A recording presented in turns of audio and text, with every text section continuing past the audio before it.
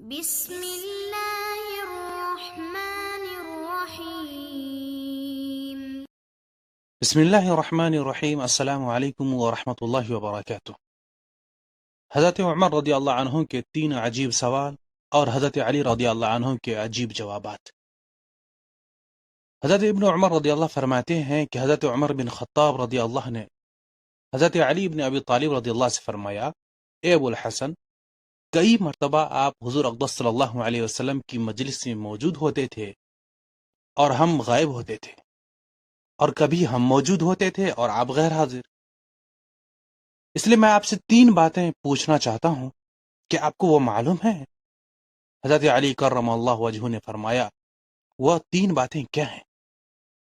تو حضرت عمر رضی اللہ نے فرمایا کہ ایک آدمی سے محبت ہوتی ہے حالانکہ اس میں کوئی خیر کی بات نہیں دیکھی ہوتی، اور ایک آدمی سے دوری ہوتی ہے حالانکہ اس میں کوئی بری بات نہیں ہوتی۔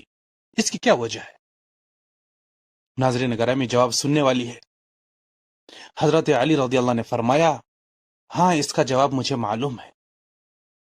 حضور اکرم صلی اللہ علیہ وسلم نے فرمایا ہے کہ انسانوں کی روحیں ازل میں ایک جگہ اکٹھی رکھی ہوئی تھیں، وہاں وہ ایک دوسرے کے قریب آ کر آپس میں ملتی تھیں، جن میں وہاں آپس میں تعارف ہو گیا ان میں یہاں دنیا میں الفت و محبت ہو جاتی ہے، اور جن میں وہاں اجنبیت رہی وہ یہاں دنیا میں ایک دوسرے سے الگ رہتے ہیں۔ پھر اسی طرح سے حضرت عمر رضی اللہ نے فرمایا، یہ اس ایک بات کا تو جواب مل گیا۔ دوسری بات یہ ہے کہ آدمی حدیث بیان کرتا ہے، کبھی اسے بھول جاتا ہے، کبھی یاد آ جاتی ہے، اس کی کیا وجہ ہے؟ تو حضرت علی کرم اللہ وجہہ نے فرمایا، میں نے حضور اکرم صلی اللہ علیہ وسلم کو یہ ارشاد فرماتے ہوئے سنا کہ جیسے چاند کا بادل ہوتا ہے ایسا ہی دل کے لیے بھی ایک بادل ہے۔ چاند خوب چمک رہا ہوتا ہے، بادل اس کے سامنے آ جاتا ہے تو اندھیرا ہو جاتا ہے، اور جب بادل ہٹ جاتا ہے تو چاند چمکنے لگتا ہے۔ ایسے ہی آدمی ایک حدیث بیان کرتا ہے، وہ بادل اس پر چھا جاتا ہے تو وہ حدیث بھول جاتا ہے، اور جب اس سے وہ بادل ہٹ جاتا ہے تو وہ اسے حدیث یاد آ جاتی ہے۔ اللہ اکبر۔ حضرت عمر رضی اللہ عنہ نے فرمایا، 2 باتوں کا تو جواب مل گیا، تیسری بات کا جواب دو۔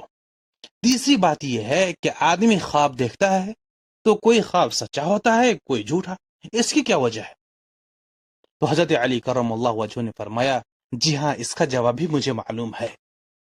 میں نے حضور اقدس صلی اللہ علیہ وسلم کو یہ فرماتے ہوئے سنا کہ جو بندہ یا بندی گہری نیند سو جاتا ہے اس کی روح عرش تک چڑھایا جاتا ہے، جو روح عرش پر پہنچ کر جاگتی ہے اس کا خواب تو سچا ہوتا ہے، اور جو اس سے پہلے جاگ جاتی ہے اس کا خواب جھوٹا ہوتا ہے۔ حضرت عمر رضی اللہ نے فرمایا، میں ان 3 باتوں کی تلاش میں ایک عرصہ سے لگا ہوا تھا، اللہ کا شکر ہے کہ میں نے مرنے سے پہلے ان کو پا لیا۔